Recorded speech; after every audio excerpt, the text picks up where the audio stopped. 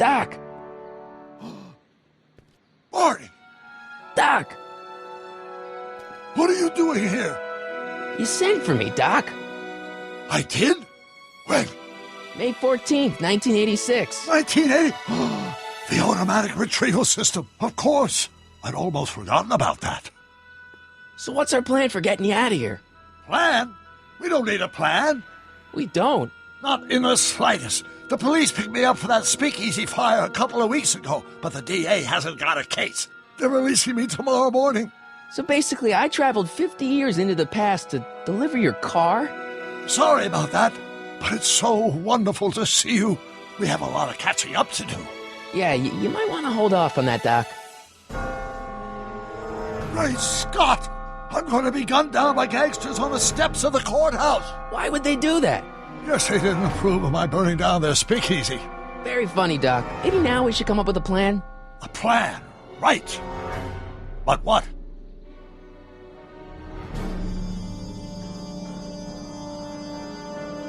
Why don't we tell the authorities? Tell them what? That my friend from the future has proof that I'll be murdered tomorrow? They'd ship us both off to the loony bin. And trust me, you don't want to see the inside of a 1931 insane asylum. Why don't I take the DeLorean, go back in time before you were arrested, and stop you from getting caught in the first place? Don't even think about it. Without my unjust incarceration, the events that sent you into the past might never happen, resulting in a paradox of continuum-shattering proportions.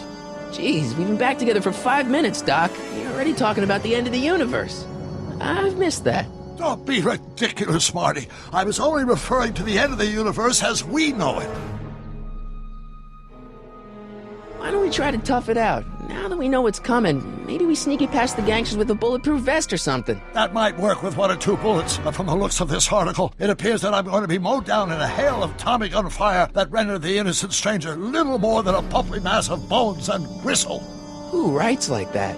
According to the byline, one Edna Strickland. I should have guessed. Hey, maybe I could talk to the gangsters. Tell them they're about to shoot the wrong guy. I don't think the criminals of this era are going to be very receptive to a complete stranger telling them that their secret assassination plan is misguided, do you? Well, I suppose I could just get some dynamite and break you out of jail. No, that's far too dangerous. Not just to me, but to random innocent people in the past. The repercussions could be... That's it! What's it? My rocket-powered drill. You have a rocket-powered drill?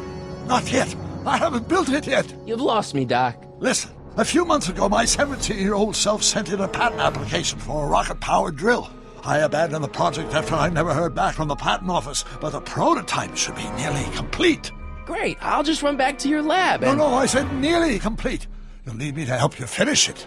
How the hell am I supposed to sneak a half-finished rocket-powered drill into your cell? Not me. 1931 me. Wait a minute, Doc.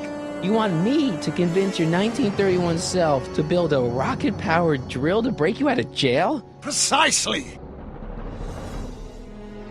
Won't talking to yourself cause, irreparable damage to the space-time continuum or something? It should be fine. I've already invented the idea of the rocket drill. You've just got to goad my younger self into finishing the prototype.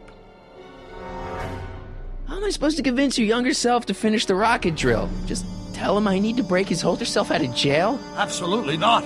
Whatever you do, you can't tell my younger self anything about time travel. I won't come up with the inspiration for the flux capacitor for another 24 years. Then what am I supposed to... Just be your charming self. From what I remember, I'm a pretty easygoing kid, so enlisting me in a scientific adventure should be a piece of cake.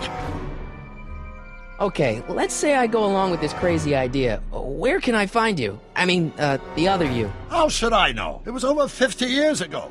Why don't you go over to the soup kitchen next door and give my house a call? They'll know where to find me. Soup kitchen. Got it. Just stay away from the soup. It'll cause irreparable damage to your digestive system.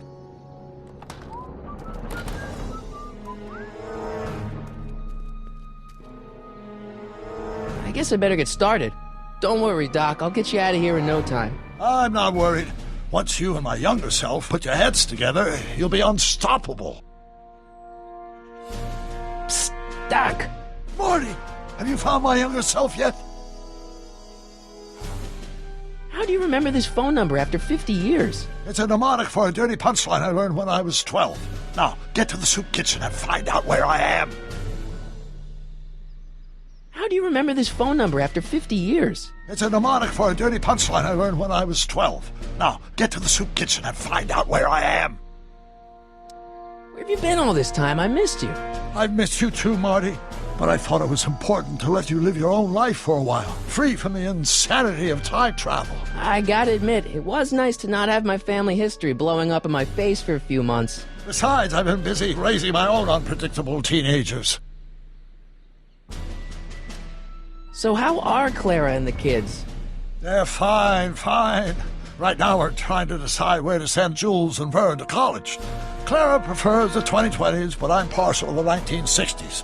We're planning on visiting you and Jennifer in 2011 soon. Me and Jennifer? In 2011? Oh, forget I said anything. Where'd the DeLorean come from? The last time I saw it had been smashed to pieces by a train. It's a fantastic story. Do you remember when the DeLorean got struck by lightning in 1955? Yeah? Unbeknownst to either of us, the lightning produced a temporal duplicate of the time machine, one that was tossed 70 years into the future. What? I found out about it during a trip to 2025 and recovered it just in time to stop Griff Tannen from vandalizing the time stream. Heavy. So that DeLorean... is for all intents and purposes the exact same machine as the original. Plus or minus little bells and whistles I've added over the years, of course. So, what were you doing in 1931 anyway?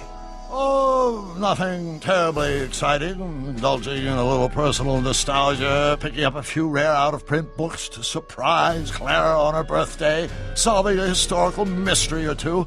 The usual. Usual?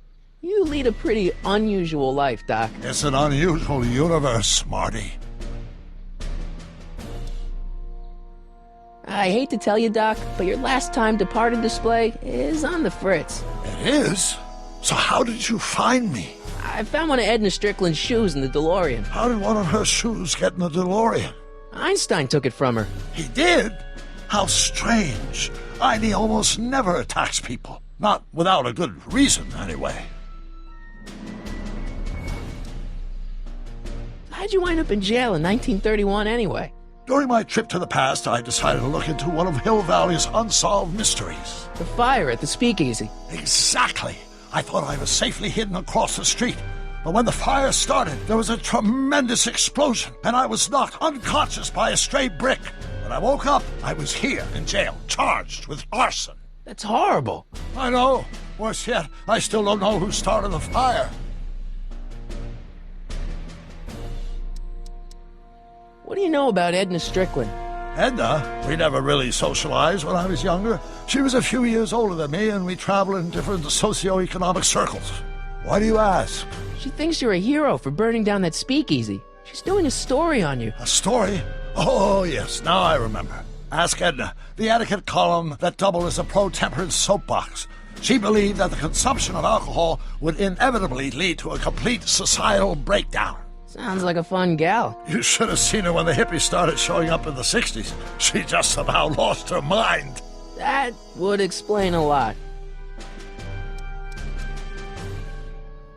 I know this really isn't the right time or place, but I found your notebook. Ah, so that's where I left it. Why'd you bring it here? Because the bank's selling off all your stuff. They can't do that. That's what I keep trying to tell them. Well, you hold on to it for safekeeping. We'll deal with my financial situation in 1986 after we save me from a grisly death in 1931. Hang in there, Doc. Not the best choice of words, Marty.